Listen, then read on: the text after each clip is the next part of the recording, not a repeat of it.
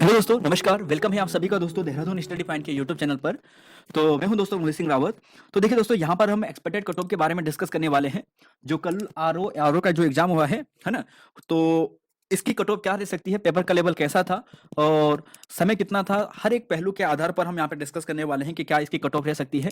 हो सकता है दोस्तों आपको यहाँ पर जो कट ऑफ है वो थोड़ा ऊपर लगे, हाई लगे या किसी को कम लगे। तो जो भी बातें हैं आप नीचे कमेंट बॉक्स में अपनी रख सकते हैं। कमेंट खुला है सभी के लिए और आप अपनी बातें रख सकते हैं। तो यहाँ पर दोस्तों डिस्कस करते हैं आज की एक्सपेक्टेड कट ऑफ के बारे में, क्या यहाँ पर रह सकती है।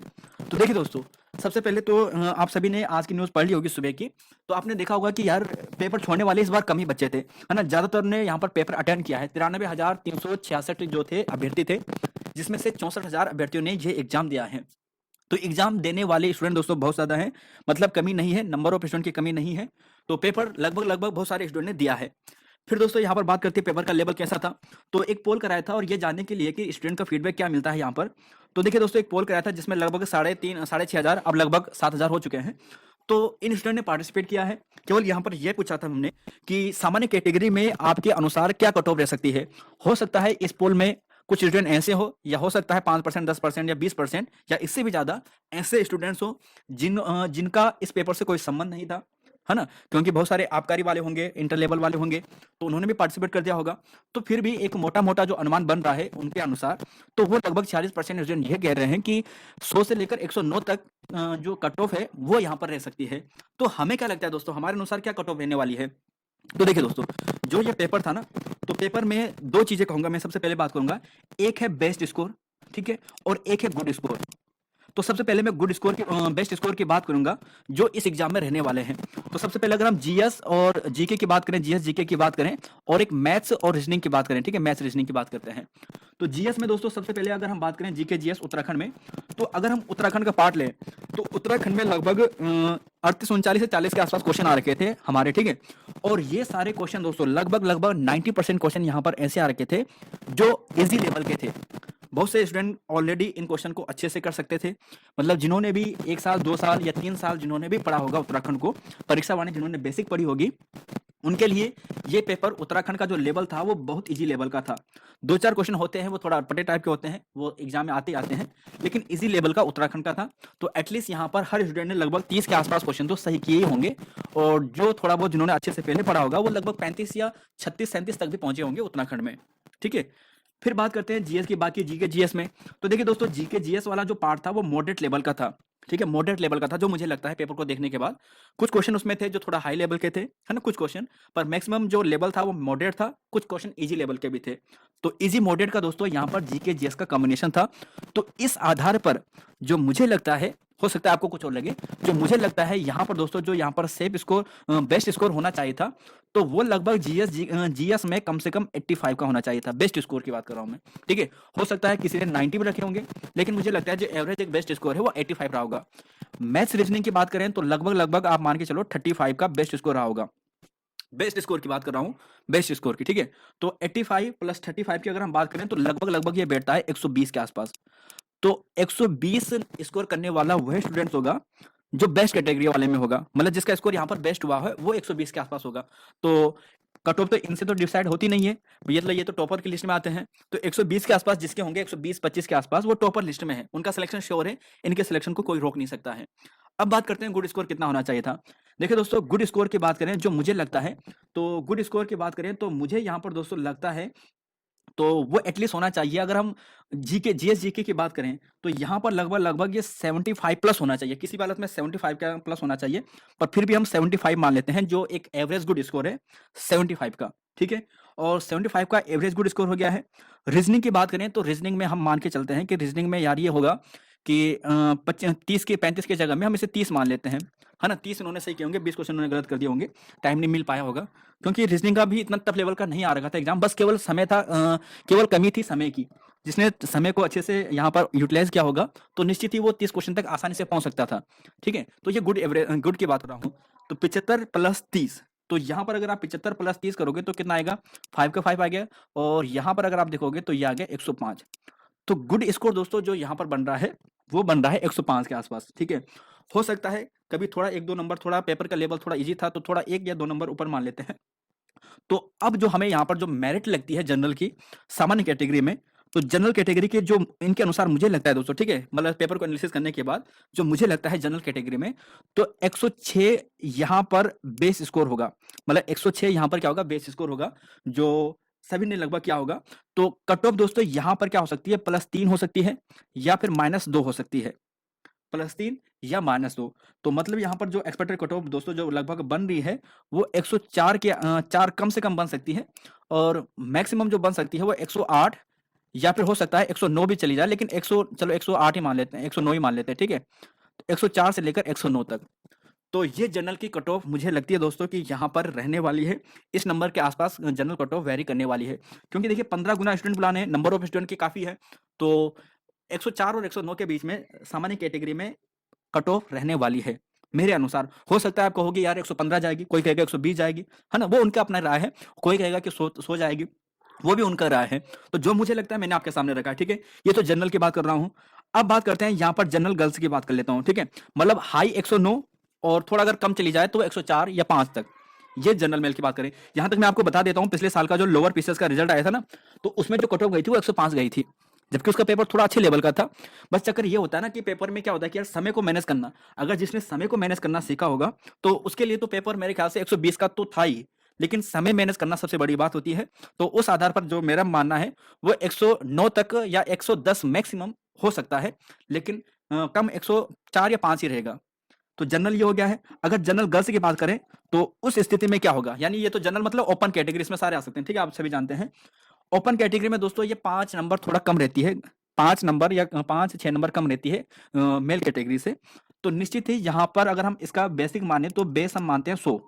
गर्ल्स कैटेगरी में जो हम बेस मान रहे हैं वो मान रहे हैं 100। यहाँ पर +-3, एक सेकेंड, हाँ, +-3 यहाँ पर मुझे लगता है +- यहाँ पर 3 होना चाहिए।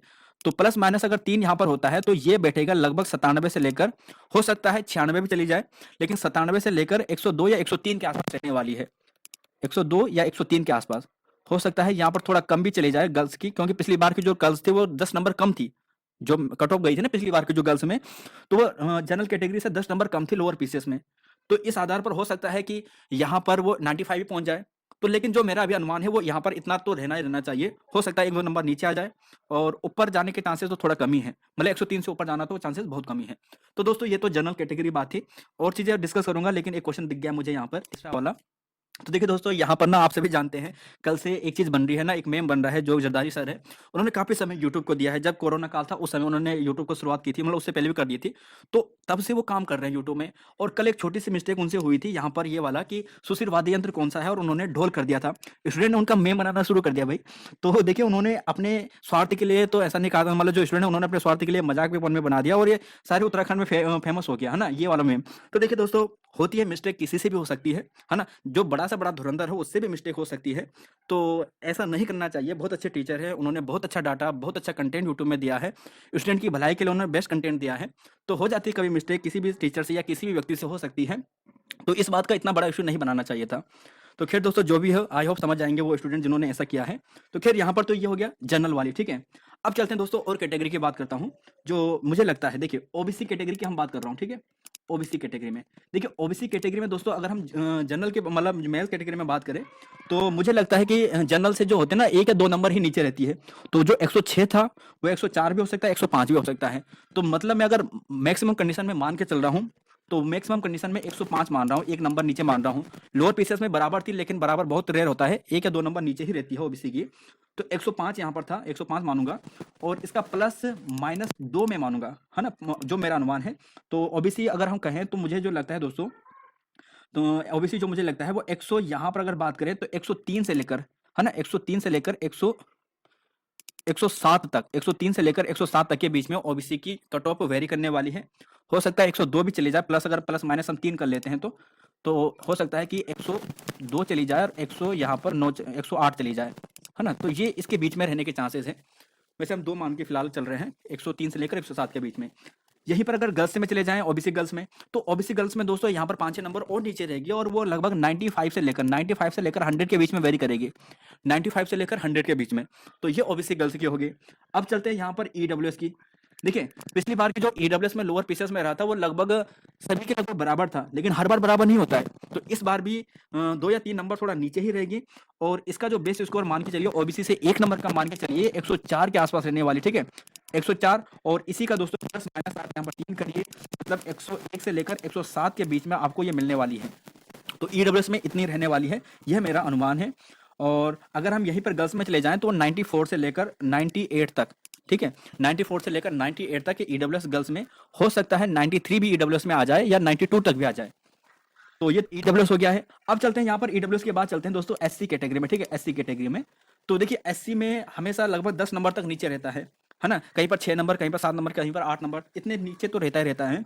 तो एटलीस्ट 100 नंबर हम बेस मान के चल रहे हैं एससी कैटेगरी में और इसमें भी प्लस माइनस हम 3 करेंगे तो इस हिसाब से लगभग ये 97 से लेकर 103 तक, 97 से लेकर 103 तक, ठीक है? 97 से लेकर 103 तक एससी कैटेगरी में कट ऑफ रहने वाली है, ठीक है? 97 से लेकर 103 तक यहाँ पर कट ऑफ रहने वाली है। अब यहीं पर गर्ल्स कैटेगरी में चले जाते हैं एससी में, तो देखिए दोस्तों लगभग गर्ल्स की काफ़ी नीचे आ जाती है, तो लगभग 10-15 नंबर नीचे आएगी और वो लगभग 80, यहाँ पर आप मान के चलेगा 88 से लेकर, ठीक है? 87 भी हो सकता है, 88 से लेकर 92 या 93 यहाँ तक वेरी करने वाली है एससी गर्ल्स में। एससी हो गया। अब चलते हैं एसटी कैटेगरी में। देखिए एसटी कैटेगरी में दोस्तों हमेशा क्या होता है कि एससी से 1 नंबर ऊपर रहता है या 1.5 नंबर या 2 नंबर ऊपर रहता है, ठीक है?